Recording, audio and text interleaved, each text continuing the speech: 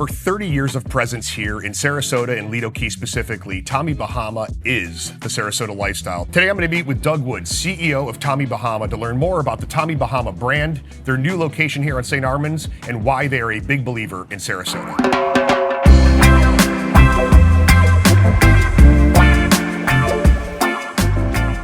So Doug, who is Tommy Bahama?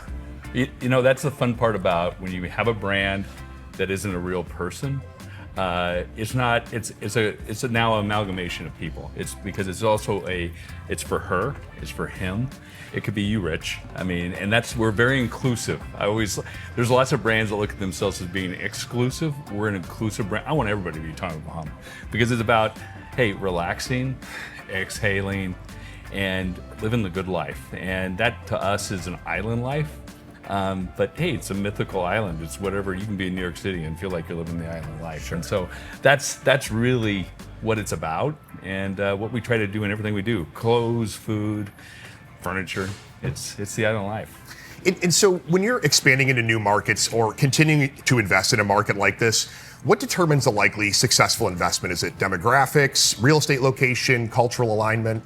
Well, it doesn't hurt. Florida is really good for us, okay? Yeah. But we talk about the smile of the country, of basically where the sun shines more than it doesn't. And so certainly Florida, Texas, California, Arizona, we look at those markets really hard. But now we've expanded all the way across the country, and we've got great stores in Boston and Seattle, and we have a few stores in Hawaii too. So I can imagine. Yeah. I can imagine. So Doug, what I've always admired about Tommy Bahama, whether it's food and beverage, retail, the resort, which I'd love to make it to, is you guys are selling more of a feeling, and it seems like that was quite intentional from the beginning. How has that evolved over time for you? One of the things that we always do is we talk about the brand. It's our most important commodity we have is the brand. The brand, the guest, our employees. That's the three topics. And so as we do things, we always say, hey, is this going to raise us up? Is this going to raise the bar? There's lots of things, there's lots of opportunities that basically take you down market to places that really doesn't feed the brand. You have to feed a brand like Tommy Bahama and keep trying to figure out, hey, what makes it great? What's our guest going to look at and go, oh my God, I can't believe they're doing this. And so we're always looking for those opportunities, whether it's apparel, whether it's where we put a restaurant. Resorts was definitely about that, because whenever you do something special like a resort, all boats rise. Like all businesses benefit from it because the guest goes, oh wow, this is incredible. And it just keeps feeding this whole vision of what is the Tommy Bahama life. And as you're feeding that brand, how do you protect brand consistency across those different silos of business that you're now in? It's hard, especially when we also have a really strong licensing business like beach chairs. I know if you've been on a beach, you've seen a Tommy Bahama beach chair. Oh, yeah. We're very careful on what we do and who we partner with. And we have some very strict rules. If it's apparel, if it's food and beverage, we do it. And I don't let anybody mess with that. Mm-hmm. But when we go into categories that I don't know anything about beach chairs, you go find the best people in the world and you start talking to them and you figure out, can we work together? Because it really comes down to, you're gonna do contracts and stuff, but the real answer is, do we align on the same values and business ideas? And usually if you get that, it's gonna work. And so as you're, whether developing it yourself or seeking out a partner, as guests, and I love that you call us guests. I never feel like a customer of Tommy Bahama. I feel like a guest.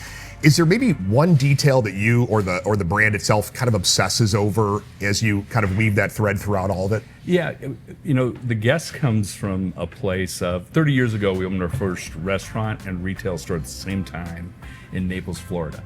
And really it was the restaurants that brought the idea that, hey, I'm not, when a customer is somebody you're trying to sell something to, a guest is somebody you invite into your home. And so we refer to all of our guests as hey, we're inviting you in. It's the hospitality, whether that's in our retail store or basically in our restaurant, it's how we treat you. And that's really the secret that we've always tried to stay on and make sure you have the right people. Because, hey, I live in Seattle, that has to be driven by the people here in Sarasota. And you really work hard to make sure you get the right alignment with your people. And when you do it, it's really special. Absolutely. And speaking of the people and Sarasota, a little over a year and a half ago, the hurricane took its toll on this area, especially Lido Key. A lot of people were unsure about kind of what that was going to mean for everybody. Mm-hmm. You guys really kind of doubled down and really came back in and opened this incredible space that we're in today. What initially made Tommy Bahama say Sarasota is a Tommy Bahama market and continues to feel that passionate that you continue to invest in places like this, the new Marlin Bar, and additional retail stores? Yeah. So this was our second store and restaurant, was right here in St. Armands Circle.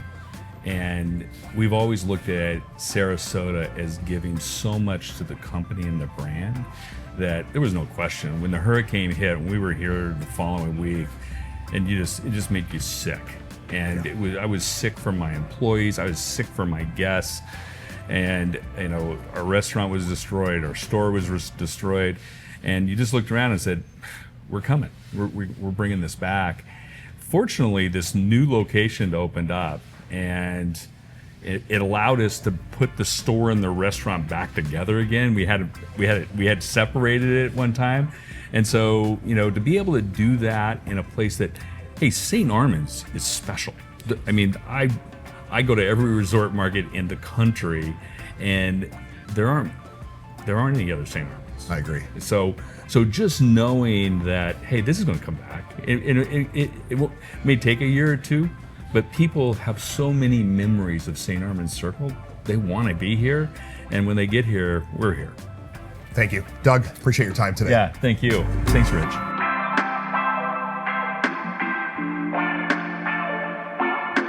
I want to thank Doug for his time today here on St. Armands. In the next episode, we're going to meet with Connor, who heads retail, and we're going to catch back up with Don Hummel to learn more about the new restaurant here. Stay tuned.